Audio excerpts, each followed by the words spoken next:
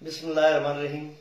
آج میں نے ایک ویڈیو دیکھی ہے، کیپٹن صفدر کہیں پتہ نہیں کدھر سے آ گیا تھا، کروڑی کی طرف چلا گیا تھا، تو وہاں ایک ماسی زیبو ماسی اس کے ساتھ بیٹھے ہوا تھا اور ویڈیو بنا رہا اور مجھے کہہ رہا ہے کہ کیپٹن صلاح الدین شرم کرو، اور یہ ہیرس جو ہوتی ہے زمینوں کی، اور تمہیں پتہ نہیں کیا اور کیا کہہ رہا تھا، اور سپریم کورٹ جاؤں گا فلاں کروں گا۔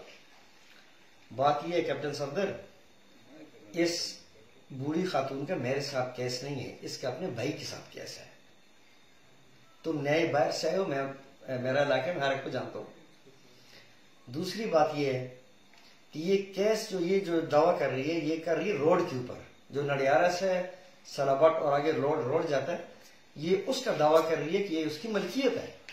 اسے فرید پکا کر روڈ کو اس نے سٹے لے رہی ہے کہ یہ روڈ جو ہے یہ میری ملکیت ہے، یہ کہہ رہی ہے، اپنی ملکیت بنا رہی ہے اس کو۔ تو ہمارے سے کیس کوئی نہیں، سے کیس اپنے بھائی کے ساتھ ہے۔ اور جہاں تک تمہاری بات ہے کہ مجھے کیا ہرس کرو، بات سنو، شرم کرو، پاکستان کو لوٹ کے کھا گئے ہو تم لوگ، پورا پاکستان لوٹ کے کھا گئے ہو۔